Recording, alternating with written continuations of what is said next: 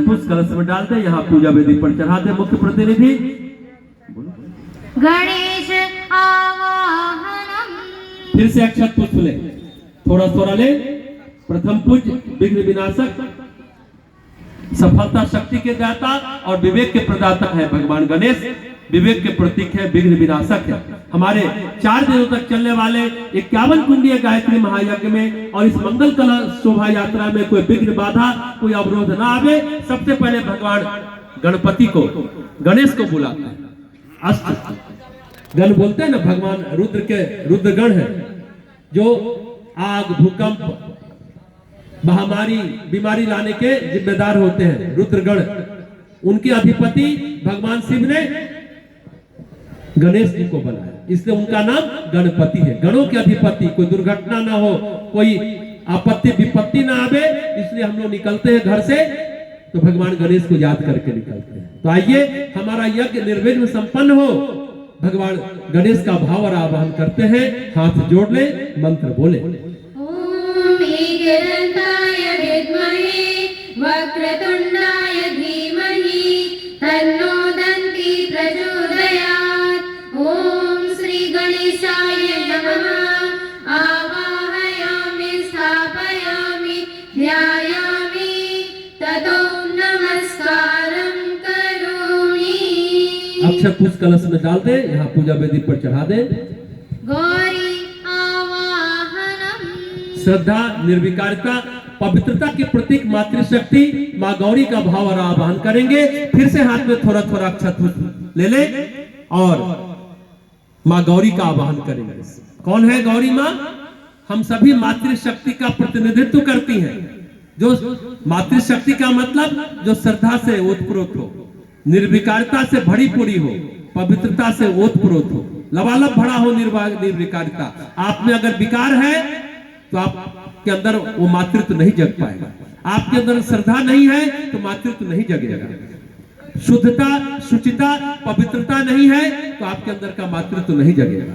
आइए उस मातृत्व को जगाने के लिए समस्त मातृशक्ति की प्रतिनिधि माता गौरी हैं।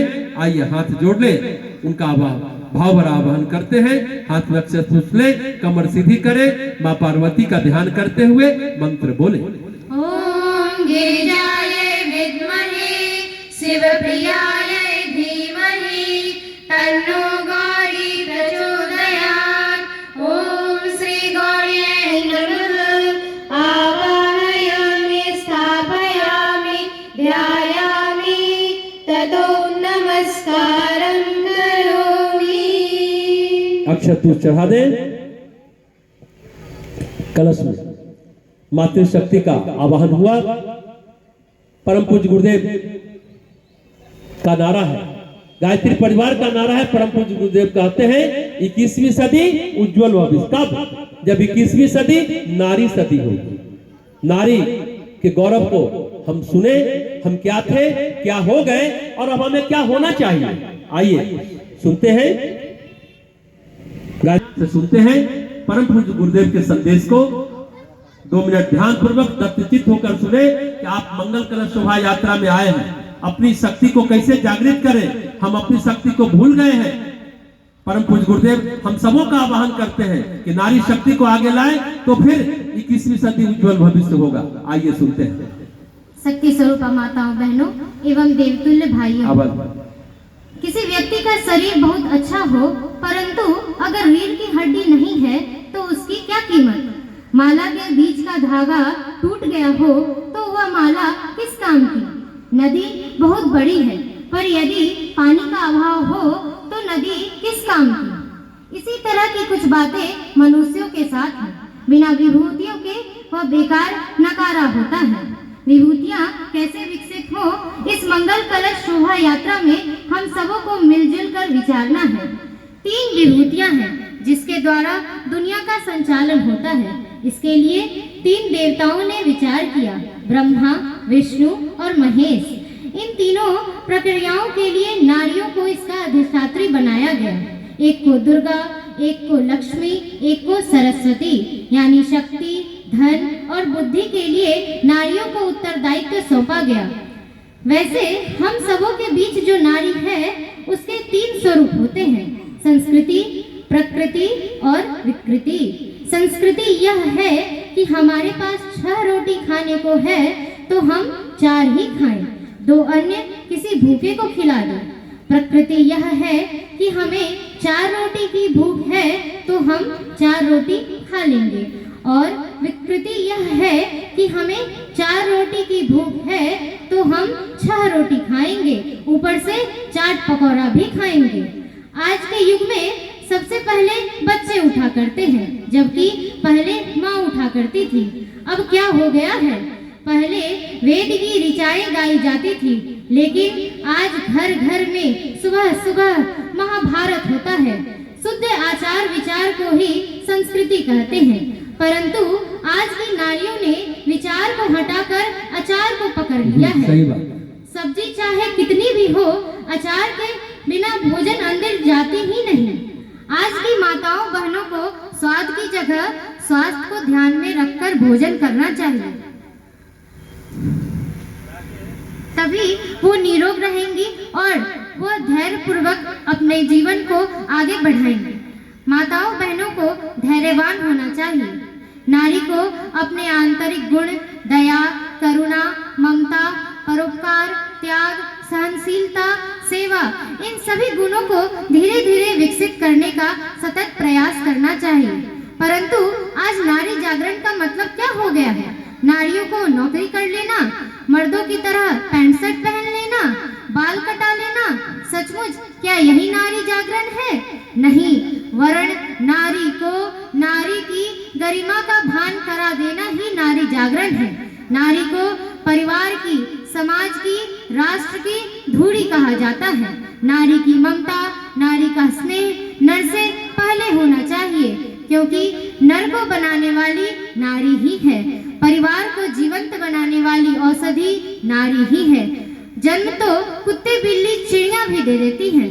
पूज्य गुरुदेव ने कहा कि पेट के पिल्ले को तो सभी पाल लेते हैं, और आज की माताओं को क्या चाहिए? तो वे बोलेंगी कि हमें तो सिर्फ लड़का ही चाहिए। हनुमान जी के पास पहुंचती हैं तो कहती हैं कि हमें बेटा दीजिए। अरे उन्हें खुद बेटा नहीं है, वे तो खुद ब्रह्मचारी हैं, तो वे तुम्हें बेटा कैसे देंगे? हनुमान जी तो भक्ति के देवता हैं, मांगना ही है तो उनसे श्रेष्ठ भक्ति का वरदान मांगिए। आज मातृत्व समाप्त हो गया है, इसे कौन समाप्त किया? संभवतः इसे पुरुषों ने ही समाप्त किया। नारी को वैभव की जूती समझ लिया। जिस पुरुष को माता ने जन्म दिया, लाल खून को सफेद दूध में बदलकर पिलाया, उसी पुरुष ने नारी को सबला से अबला बनाया, गर्भ में ही मार गिराया। आज की आधुनिक शिक्षा का दुष्परिणाम भी काफी देखने को मिलता है। जबकि विद्या ददाति विनयम, विद्या से विनय आता है, विनम्रता आती है, संस्कार आते हैं, पर आज के बच्चों में कोई अच्छा संस्कार नहीं दिखाई पड़ता। सुल्ताना डाकू को जब फांसी की सजा हुई तो उससे अंतिम इच्छा पूछी गई, तो उसने कहा मेरी माँ से मिला दो। जब माँ उसके पास आई तो उसका नाक काट लिया और कहा चली जा, चली जा, अगर तू सही होती तो आज मेरी यह स्थिति नहीं होती। बचपन से जब मैं सामान चुराकर घर लाता था तो तू मना नहीं करती थी, अगर उस समय मना करती तो मैं चोर से डाकू नहीं बनता। चोर, डकैत, शराबी, विद्वान, योगी कौन बनाती है? वह माँ बनाती है। माँ प्रथम पाठशाला होती है, क्योंकि 3 साल तक बच्चा सिर्फ माँ के संस्कारों को देखता, सीखता और समझता है। इसलिए परम पूज्य गुरुदेव ने कहा भी है, माता ही यदि हो अज्ञान तो बच्चे कैसे बने महान। व्यक्ति के व्यक्तित्व का निर्माण माँ ही करती है, परंतु आज वैसी नारी देखने को नहीं मिलती। पढ़ी लिखी तो खूब मिलती है, पर नारी नहीं मिलती। आज की नारी माता नहीं, विदुषी नहीं, देवी नहीं बनना चाहती। वह तो ऐश्वर्या राय, हेमा मालिनी, दीपिका पादुकोण बनकर विश्व सुंदरी प्रतियोगिता में भाग लेना चाहती हैं। पढ़ी लिखी महिलाएं फैशन में रहती हैं, जो सोने की जंजीर है। वहीं अनपढ़ महिलाएं अंधविश्वास, मूढ़ मान्यताओं में कैद रहती हैं, जो लोहे की जंजीर है। इन जंजीरों ने नारियों के जीवन को नीरस बनाकर रख दिया है। हमें इन जंजीरों को तोड़ना होगा। इसलिए तो परम पूज्य गुरुदेव ने कहा है, नारी का असली श्रृंगार सादा जीवन उच्च विचार। आज क्या हो रहा है? आज चर्म चक्षु से नारी को देखा जा रहा है। मुझे अमुक हाइट की लड़की चाहिए, मुझे 5 फीट 3 इंच की लड़की नहीं, 5 फीट 6 इंच की लड़की चाहिए। लड़की नहीं, लकड़ी चाहिए इन्हें। तो आज के युवा वर्ग को, पुरुषों को आगे आना होगा। खासकर लड़के एवं उनके अभिभावकों को नर्म, शालीन और संस्कारवान लड़की का चयन करना चाहिए, उनको प्राथमिकता देनी चाहिए। परंतु आज के लड़के सिनेमा की अभिनेत्री के पीछे भागते हैं। वे दाम्पत्य जीवन को क्या समझेंगे?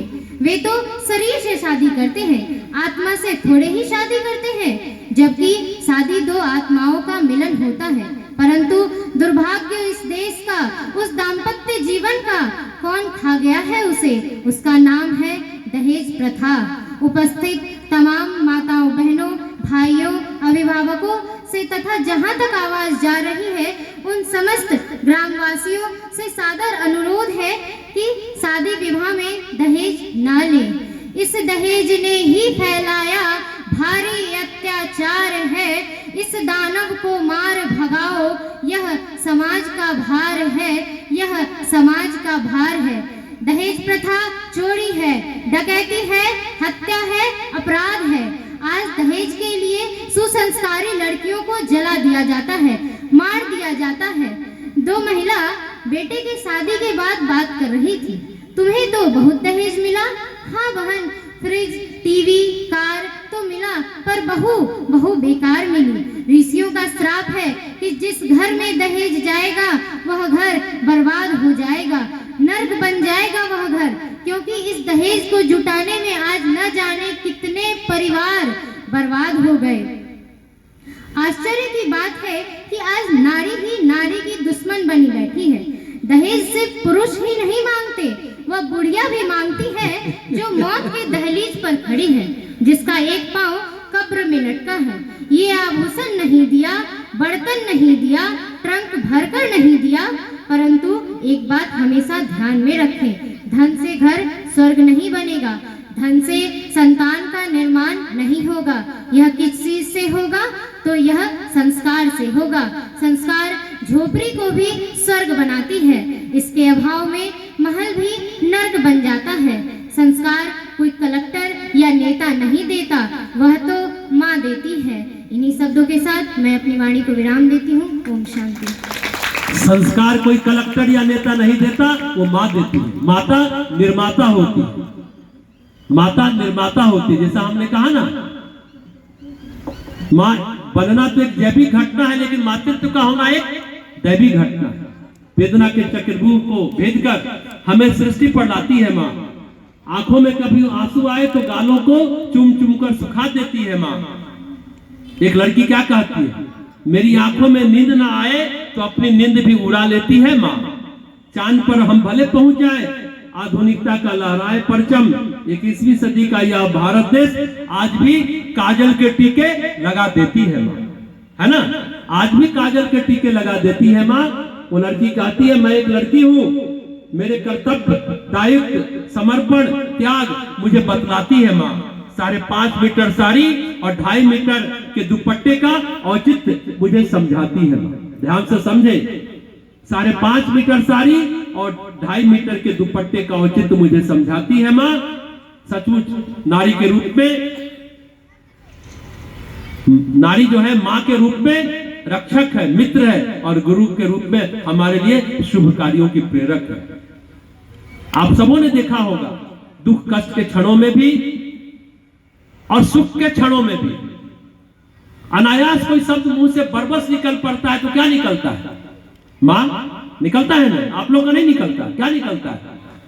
सुख के क्षणों में भी, दुख के क्षणों में भी बरबस अनायास, बिना सोचे विचारे, बिना बुद्धि लगाए अगर कोई शब्द निकलता है तो माँ निकलता है।